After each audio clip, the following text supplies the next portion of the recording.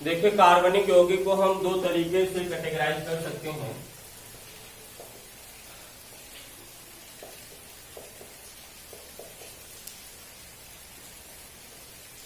एक तो हाइड्रोकार्बन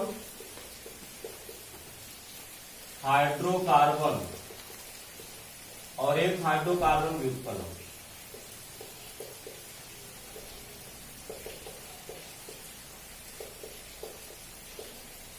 तो कार्बनिक यौगिक को हम दो तरीके से कैटेगराइज कर सकते हैं, हाइड्रोकार्बन और हाइड्रोकार्बन व्युत्पन्न।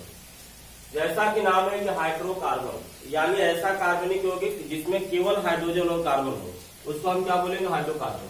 हाइड्रोकार्बन व्युत्पन्न, हाइड्रोकार्बन डेरिवेटिव ऑफ हाइड्रोकार्बन, यानी ऐसे आपको यौगिक जो हाइड्रोकार्बन से उत्पन्न होते हैं उनको हम क्या बोलेंगे? हाइड्रोकार्बन व्युत्पन्न।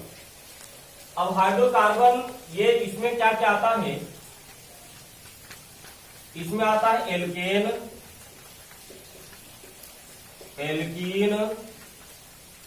और एल्काइन।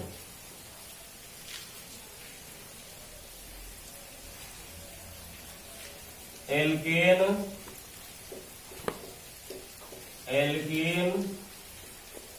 और एल्काइन। तो हम इनके बारे में अगला अध्ययन करने जा रहे हैं। तो हाइड्रोकार्बन ये पढ़ेंगे, फिर एल्केन एल्काइन के बारे में, फिर उसके बाद हाइड्रोकार्बन व्युत्पन्न पढ़ेंगे। उसके बाद फिर कार्बनिक यौगिक को हम एक अन्य तरीके से हम यहाँ पर इस तरीके से न कैटेगराइज करके एक अन्य तरीके से कैटेगराइज करेंगे। तो आपकी अगली हेडिंग है हाइड्रोकार्बन।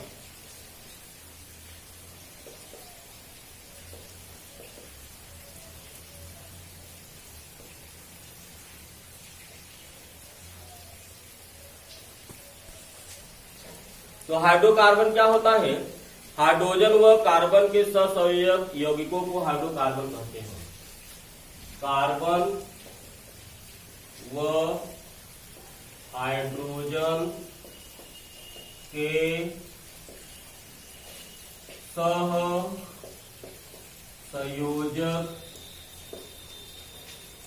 यौगिकों को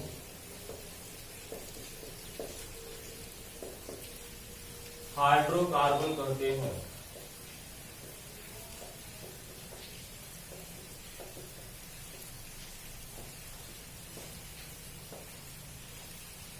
सहसंयोजक का मतलब जिसमें आपको सहसंयोजक बंध हो, सहसंयोजक बंध से इसका मतलब है। अब इसके एग्जाम्पल में अभी हम इसके प्रकार पढ़ेंगे तो उसी में एग्जाम्पल आ जाएगा। जैसे ये देखिए CH3 CH2 CH2। तो आप इसमें बताइए केवल इस कंपाउंड में केवल कार्बन और हाइड्रोजन है। तो चलिए इसके एग्जाम्पल में आते हैं। मान लिया आपको CH3 है, CH2 और CH3। इस वाले यौगिक में अगर आप देखेंगे तो केवल कार्बन और हाइड्रोजन है। कार्बन और हाइड्रोजन के अलावा कोई भी एलिमेंट नहीं है और हर एक एटम के बीच में आपको सिंगल बॉन्ड है यानी सहसंयोजक बंध है। ये आपको क्या हो गया? हाइड्रोकार्बन हो गया। अब ये आपको क्या है? खुली श्रृंखला में है, ये बंद श्रृंखला में नहीं, ये बंद भी हो सकता है।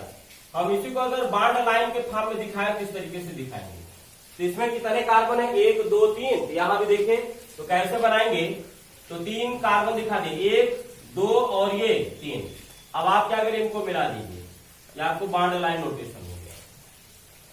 ये बॉन्ड लाइन नोटेशन हो गया। इसमें 3 कार्बन 3 कार्बन। इसी तरीके से डबल बॉन्ड वाले भी जैसे ले लेते हैं, CH3 CH double bond CH2। अब आप देखिए इसमें यहां देखिए जितने भी आपको एटम है सब कार्बन या हाइड्रोजन है, ये कार्बनिक यौगिक है। लेकिन इसमें सभी कार्बन कार्बन के बीच में सिंगल बॉन्ड था, इसको एल्केन कहते हैं।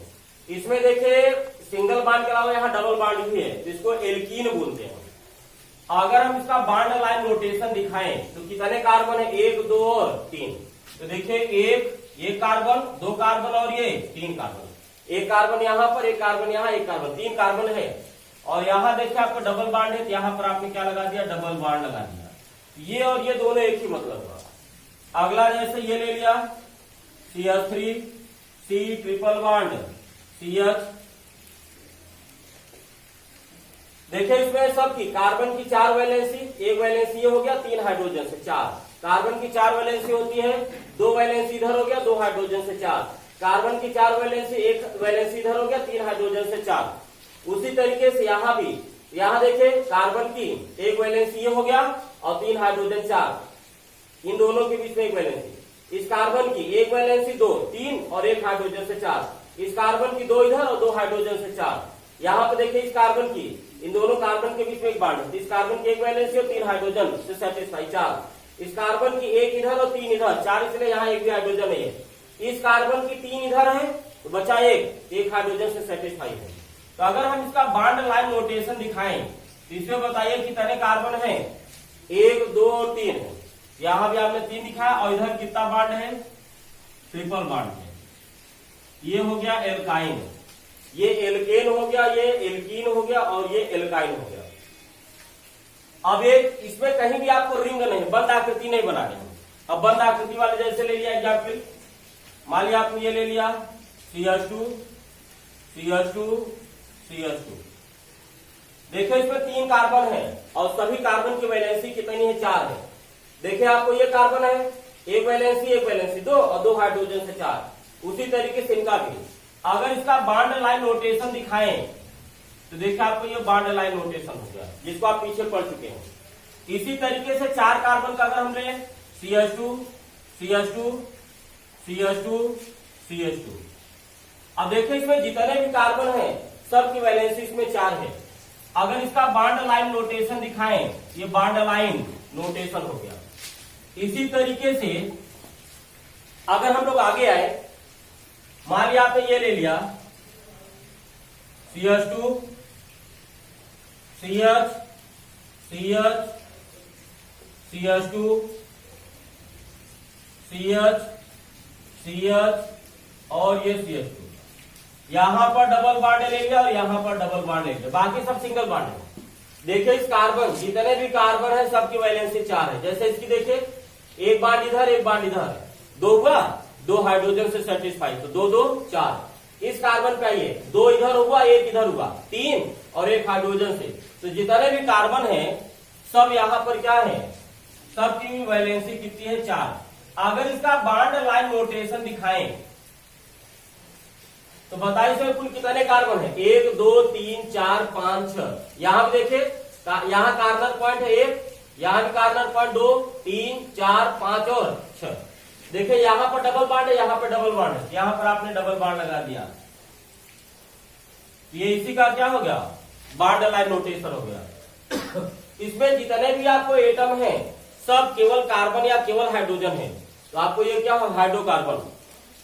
उसी तरीके से अगर हम ये लें CH CH CH CH CH CH और ये CH, अल्टरनेट क्रम में हम लोगों ने यहाँ पे डबल बॉन्ड लगा दिया। इसको हम बोलते हैं बेंजीन या एरिन। अगर इसका हम बॉन्ड लाइन नोटेशन दिखाएं तो देखिए इसमें जितने भी आपको एटम है, कार्बन एटम है, सबकी वैलेंसी कितनी है, 4 है। हाइड्रोजन की वैलेंसी आपको 1।